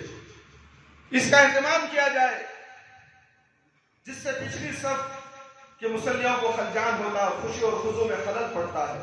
نماز کے اندر بچوں کو چاہیے کہ خاموشی کا مظاہرہ کریں, اطمینان سے خوشی اور خضوع کے ساتھ امام کے ساتھ جماعت کے ساتھ نماز پڑھیں. کوئی غیر غلط حرکت ہرگز نہ کریں. جمعہ کے دن بچے زیادہ ہو جاتے اس لیے جمعہ کی نماز میں زیادہ شور کرتے. بچوں کو مسجد آنے سے منع نہیں کرنا چاہیے بلکہ لانا چاہیے. بچوں کو مسجد میں لانا چاہیے. میرے بھائی میرے دوست, یہاں تک کہ خواتین اسلام کو بھی مسجد میں لانا ہے. اس مسجد میں خواتین اسلام کے لیے جگہ مختص کی گئی ہے, نیچے الگ راستہ ہے. اپنی خواتین کو اس مسجد میں لاؤ تاکہ وہ اللہ اور اللہ کے رسول کی باتیں, تربیت جو قرآن اور حدیث کی شریعت کے مطابق, اور تربیت کی باتیں منبر رسول پر بیان کی جاتی ہیں, وہ آ کر سنیں گے تو گھر کو جنت بنائیں گی. تمہاری ہی اولاد کو تربیت دیں گی. تمہیں ایسی فکر نہیں ہے. مسجد کو جانے سے فتنہ ہوتا ہے. کسی مولوی نے کہہ دیا, کسی ملا نے کہہ دیا, مفتی نے کہہ دیا. اللہ کے نبی صلی اللہ علیہ وسلم کے زمانے سے لے کر آج تک مسجدوں کو جانے سے کوئی روکا نہیں. بھیڑ بھاڑ میں بازاروں میں جانے سے روکا ہے, مگر تم بازاروں میں بیویوں کو بھیجتے ہو خرید و فروخت کے لیے. کیا وہ جائز ہے؟ سوچو اپنے گریباں میں منہ جھانک کر. مسجد تو اچھی جگہ ہے, بازار شیطان کی جگہ ہے. بچوں کو مسجد میں آنے سے منع نہیں کرنا چاہیے, لیکن مسجد کے ذمہ دار کو یا والد یا پچھلی صف کے مصلیوں کو نماز شروع کرنے سے پہلے بچوں کو خاموش رہنے اور سکون سے نماز پڑھنے کی تاکید کر دینی چاہیے. اور خطبہ جمعہ میں خطیب بھی بچوں کو نماز اور مسجد کے آداب بتائے. مجھے اس کا تجربہ ہے کہ سمجھانے کے بعد بچے مان جاتے ہیں. کچھ دن گزرنے کے بعد پھر شور کرنے لگتے ہیں, اس لیے اس کا عادہ ہوتے رہنا چاہیے. اس کا بھی یہ مشاہدہ یہ ہے کہ بچے کو اگر کسی ڈانٹ یا سختی سے منع کر دیا جائے تو بچے کے والد کو برا لگ جاتا ہے, لڑائی کی نوبت آ جاتی ہے. میرے بھائیوں, میرے دوستوں, بزرگوں, میری پیاری ماں اور بہنوں, بچے سب کی امانت ہے. اگر کس نے آپ کے بچے کو ڈانٹ دیا, آپ نے سوال جواب شروع کر دیا, تو اس سے بچے کو شرارت کرنے اور بدتمیزی کرنے کی اور شے مل جائے گی. بچے کے دل سے بڑوں کا ادب, نماز اور مسجد کا ادب نکل جائے گا. اس لیے کسی کی تنبیہ پر ناراض نہیں ہونا چاہیے بلکہ خوش ہونا چاہیے کہ اس نے آپ کی ذمہ داری ادا کی ہے. نماز اور مسجد کا ادب اپنے بچے کو آپ کو سکھانا چاہیے. آپ نے نہیں سکھایا تو آپ کے بھائی اور آپ کے پڑوسی نے سکھایا. اس نے آپ کی مدد کی اور آپ نے اس کو دشمنی پر محمول کر لیا، اگر اللہ نہ کرے اس نے بے جا تنبیہ کی، تب بھی اغماش اور چشموشی سے کام لیجئے اور بچے کو اچھی تعلیم و تربیت دیجئے۔ میرے بھائی میرے دوست، باتیں بہت زیادہ ہیں، وقت کی کمی ہے۔ میں آخری بات اپنی بتانا چاہتا ہوں کہ اس مسجد کے اندر، مسجد تقویٰ تعلیم القرآن کے اندر، مدرسے کے اندر اردو کی تعلیم کی اہمیت ہے۔ اپنے بچوں کو اردو پڑھاؤ، ناحق یہ معصوم بچے برباد ہو جائیں گے۔ تمہیں انگریزی پڑھا کر دنیا دار بنانے کی فکر لگی ہے، کوئی بچے کو اپنی مادری زبان، اپنے گھروں میں جو زبان بولی جاتی ہے وہ زبان پڑھانے کی فکر نہیں ہے۔ اور یہ بیڑا ہم نے اٹھایا ہے اور اٹھا کر چل رہے ہیں۔ کتنے کی بچے اردو پڑھ لیے، لکھنا جان لیے اور اس مسجد سے چلے گئے، قرآن بھی پڑھ لیے ماشاءاللہ، اور بچے اور بھی ہیں پڑھ رہے ہیں۔ ہم اور بھی اوباش لڑکے جو آج انگریزی اسکول بند ہو چکے ہیں، انٹرنیٹ کے اندر پڑھائیاں چل رہی ہیں آن لائن میں، اور بچے بگڑ چکے ہیں، بچے بگڑ گئے ہیں۔ آپ کو نہیں معلوم، آپ کاروبار میں جا رہے ہیں، بچہ ماں کو چکما دے کر باہر آتا ہے، گندے دوست احباب سے ملتا ہے اور نشاور چیزیں استعمال کر رہا ہے، یہ نشے کا عادی بن رہا ہے۔ نشاور گنڈے محلوں میں پھیل چکے ہیں، تھوڑا تھوڑا اس کا چسکا لگا رہے ہیں فری دے کر، تمہیں پتا نہیں۔ اس کے بعد یہ نشے کے عادی ہونے کے بعد گھر سے چوری کرے گا، چکاری کرے گا، اس کے بعد اس کو خریدے گا اور نشے کا استعمال کرنا شروع کر دے گا، اور یہ بچہ آپ کے ہاتھ سے جائے گا۔ اس لیے قرآن اور حدیث کی تعلیم حاصل کرنے کے لیے بچوں کو اس مسجد تقویٰ تعلیم القرآن پر داخلہ دلوائیں، یہ آپ کا فریضہ ہے۔ اب یہ نہ دیکھیں یہ مسجد اہل حدیث کے، شافعی کے، حنبلی کی ہے، مالکی کی ہے، نہ جانے کیا کیا ہے، تم نے بنا لیے سب۔ یہ مسجد تو اللہ اور اللہ کے رسول کی ہے، یہ ہر انسان کو نماز پڑھنے کا حکم ہے، ہر انسان کو علم حاصل کرنے کا حکم ہے، یہاں بھید بھاؤ نہیں۔ یہ مسلک تم نے بنا لیے، ملاؤں نے بنا لیے، جاؤ ان کے ملاؤں کے گردن کو پکڑو، ان کے گریبان کو پکڑ کر جھجاڑ دو۔ کیا قرآن اور حدیث کا علم حاصل کرنا گناہ ہے اور تم مسجد تقویٰ کو جانے سے روکتے ہو؟ افسوس ہے تمہاری عقل پر، پردہ پڑ چکا ہے تمہاری عقلوں پر۔ اور دیکھو یہاں کیا پڑھایا جاتا ہے، 3 مہینے میں دیکھو تمہارا بچہ کیا سے کیا ہو جاتا ہے۔ کیا تمہارے بچے کی خوشیاں تم دیکھنا نہیں چاہتے، اس کی برائیاں دیکھنا چاہتے ہو؟ مادری زبان اردو، مادری زبان اردو، مسلمانوں کی زبان اردو، مسلمانوں نے اس کا جنازہ نکال دیا۔ مسلمان اردو نہیں حاصل کرتا، پڑھتا بھی نہیں، لکھتا بھی نہیں، دنیا کی تمام زبانوں سے آتی ہے، خود بولتا اردو ہے، مادری زبان اردو ہے۔ ماں جب حمل میں تھی، بچہ 9 مہینے پیٹ میں تھا، یہ اردو بولتی رہی، اور یہ اردو جلد سے جلد سمجھے گا، قرآن اور حدیث کی باتیں جلد اس کے دماغ میں بیٹھے گی۔ کاش کہ یہ زبان پیاری، شیریں، میٹھی زبان، ساری دنیا کی زبانوں میں سب سے بہترین زبان اور اردو عربی ہے۔ اردو عربی فارسی ہے، اس کے بعد ہی دوسری زبانوں کا درجہ۔ اگر آپ نے وہ علم حاصل کیا نہیں کیا، اللہ نہیں پوچھے گا، مگر اردو اور عربی زبان آپ نے حاصل نہیں کی، خبر میں بھی سوال ہوگا میدان حشر میں۔ جب بردہ اردو نہیں پڑھے گا تو یہ کتابیں کون پڑھے گا؟ جنات پڑھیں گے؟ اتنے ذخیرہ لائبریریوں میں جا کر دیکھو، اردو کا خزانہ موجود ہے، مگر پڑھنے والے بہت کم ہیں، علم حاصل کرنے والے کم ہیں۔ یہ ابتدائی مدرسہ، اس مدرسے میں اگر انہیں انگریزی طالب علم قرآن اور اردو پڑھنا سیکھ لے تو احادیث کی کتابیں بھی پڑھنا سیکھ جائے گا، اور دین کیا ہے معلوم ہو جائے گا۔ ملا، مولوی، مفتی، پیر و مرشد کا تم چھلا نہیں بنے گا، ہر کام قرآن سے لے گا، ہر کام حدیث سے لے گا، کیوں؟ اسے پڑھنے آتا ہے، کسی کا محتاج نہیں۔ تم محتاج ہو ملا مولوی کے، پیر و مرشد کے، نہ جانے کن کن کے تم محتاج ہو، علم نہ ہونے کی وجہ سے۔ علم نہ ہونے کی وجہ سے تم در در کی ٹھوکریں کھاتے ہو، تمہاری در در کی ٹھوکریں تمہاری اولاد بھی کھائے گی۔ کیا تمہیں اچھا لگے گا؟ یہ اولاد کو اگر تم نے تربیت نہیں تو تمہارے لیے عذاب جاریہ بن جائیں گے۔ ان اولاد کو صدقہ جاریہ بناؤ انشاءاللہ۔ اور بھی تربیت کے تعلق سے بہت سے باتیں ہیں، شاید انشاءاللہ آئندہ جمعہ آپ کے سامنے پیش کی جائیں گی۔ اللہ رب العالمین سے دعا ہے کہ اللہ تعالیٰ مجھے اور آپ تمام کو نیک اور صالح بنائے، ہماری اولادوں کو نیک اور صالح بنائے، ہمارے بچوں کو نیک اور صالح بنائے، 5 وقت نماز پڑھنے والا بنائے، ہماری نمازوں میں خشوع اور خضوع عطا فرمائے، ہماری جائز دعاؤں کو قبول کرنے والا رب العالمین تو ہی ہے، ہماری جائز دعاؤں کو قبول فرما لے، شرک سے بچا لے، بدعت سے بچا لے، اللہ ہم سب کو صراط مستقیم پر چلا دے۔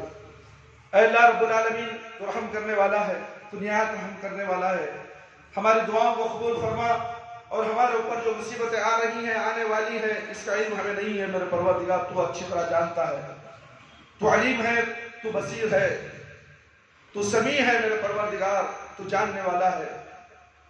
وہ مصیبتوں سے ہمیں بچا لے، موذی بیماریوں سے بچا لے، جادو پریت سے بچا لے، نظر بد سے بچا لے، عاملوں کے چکر کھانے سے بچا لے، تعویذ گنڈ گلوں میں ڈالنے سے بچا لے۔ اے اللہ اہدنا الصراط المستقیم کے راستے پر چلا، اہدنا الصراط المستقیم کے راستے میں تعویذ گنڈ نہیں ہے، عاملوں کے چکر نہیں ہے، قرآن و سنت رقیہ کے ذریعے سے، تم کے ذریعے سے تمام جادوؤں کا صفایا کر دیا جاتا ہے۔